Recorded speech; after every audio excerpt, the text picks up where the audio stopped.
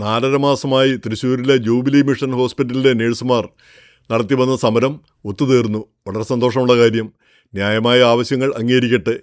അപ്പോൾ സമരം വിജയകരമായിരുന്നു എന്നാണ് സമരത്തിന് നേതൃത്വം നൽകിയ യുണൈറ്റഡ് നേഴ്സസ് അസോസിയേഷൻ്റെ ഭാരവാഹി, അതിലെ നേതാവ് ജാസ്മിൻ ഷാ അവകാശപ്പെട്ടത്. അദ്ദേഹം നമ്മുടെ സുഹൃത്ത് വിൻസെൻ്റ് വേലിയയിലുള്ള വിൻസെൻ്റ് ഇമ്മാനൂരുമായിട്ട് സംസാരിക്കുകയുമുണ്ടായി.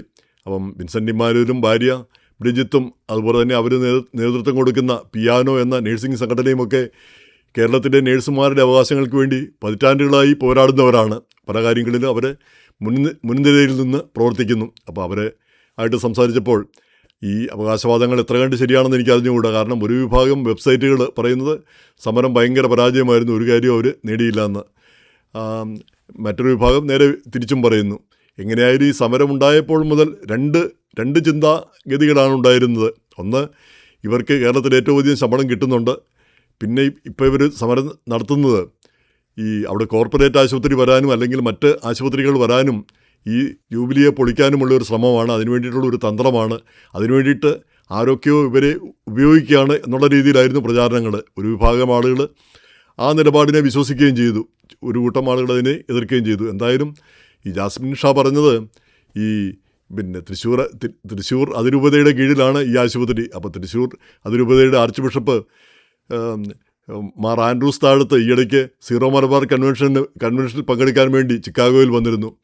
അപ്പോൾ അതിനുശേഷം മടങ്ങിച്ചെന്ന ശേഷം അദ്ദേഹം ആളാകെ മാറിപ്പോയി എന്നാണ് ജാസ്മിൻ ഷാ പറഞ്ഞതായിട്ട് ഈ വിൻസെൻ്റ് ഇമ്മാനുവലൊക്കെ പറയുന്നത്. അതിൻ്റെ പ്രധാനപ്പെട്ട കാര്യം, ഇവിടെ വന്ന് അദ്ദേഹം ഈ നേഴ്സിംഗ് സമരത്തെപ്പറ്റി വളരെ വ്യക്തമായിട്ട് വളരെ വിശദമായിട്ട് സംസാരിക്കുകയുണ്ടായി. ഞങ്ങളൊക്കെ പിന്നെ അദ്ദേഹത്തോട് സംസാരിക്കുകയും ഇൻ്റർവ്യൂ ചെയ്യുകയും ഒക്കെ ചെയ്തതാണ്. അതുപോലെ തന്നെ ഒട്ടേറെ നേഴ്സുമാർ, കാരണം നമ്മുടെ ഇടയിൽ ധാരാളം നേഴ്സുമാരുണ്ട് അമേരിക്കയിൽ, അവരൊക്കെ അദ്ദേഹവുമായിട്ട് സംസാരിക്കുകയും ചെയ്തു. അപ്പോൾ അവരൊക്കെ പറയുന്നത് അദ്ദേഹം പറയുന്നത് മുഴുവൻ ശരിയല്ല, അത് ഈ സമരമിരിക്കുന്ന നേഴ്സുമാരുടെ കൂടെയാണ് തങ്ങൾ എന്നാണ് അവരൊക്കെ തന്നെ അദ്ദേഹത്തോട് പറഞ്ഞത്. ഈ അദ്ദേഹം പറയുന്ന ന്യായങ്ങൾ പറയുന്നുണ്ട്. ശമ്പളം കൂടുതൽ കൊടുക്കുന്നുണ്ട്.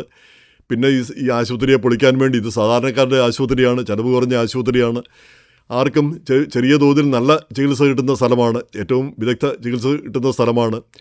അപ്പോൾ അത് നിലനിൽക്കുന്നിടത്തോളം കാലം അപ്പുറത്ത് കോർപ്പറേറ്റ് ആശുപത്രി ഒന്നും വരാൻ പറ്റത്തില്ല. അപ്പോൾ കോർപ്പറേറ്റ് ആശുപത്രിയൊക്കെ വരണമെങ്കിൽ ഇവിടെ കുഴപ്പമുണ്ടാവണം.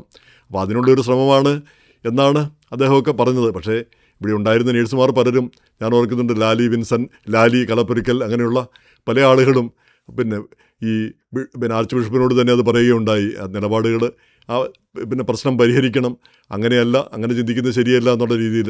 പ്രത്യേകിച്ച് ആ സമ്മേളനത്തിൽ തന്നെ ഈ സമരമിരിക്കുന്ന പിള്ളേർ അവരും ക്രിസ്ത്യാനികളും കത്തോലിക്കലും ഒക്കെയാണ് കൂടുതലുള്ളത്. അപ്പോൾ അവരെ ഇങ്ങനെ വഴിയിരുത്തുന്നത് ശരിയല്ല എന്നുള്ള രീതിയിലും സംസാരം വന്നു. എന്തായാലും ആർച്ച് ബിഷപ്പ് തിരിച്ചു വന്ന ശേഷം ചർച്ചയ്ക്ക് സന്നദ്ധനായി. അതുവരെ ചർച്ചയ്ക്ക് പോലും താല്പര്യമില്ലായിരുന്നു അദ്ദേഹം. ചർച്ചയ്ക്ക് സന്നദ്ധനായി, അദ്ദേഹം തന്നെ മുൻകൈയെടുത്ത് ചർച്ച നടത്തി. അങ്ങനെയാണ് ആ പ്രശ്നം പരിഹരിച്ചതെന്നാണ് ജാസ്മിൻ ഷാ പറയുന്നത്.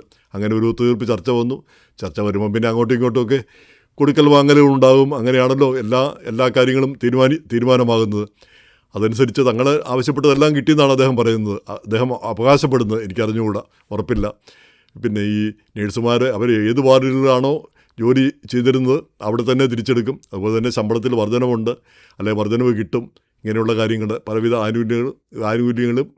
ആനുകൂല്യങ്ങളും കിട്ടും എന്നുള്ള രീതിയിൽ പറയുന്നു. വളരെ സന്തോഷം, അങ്ങനെ തന്നെ നടക്കട്ടെ.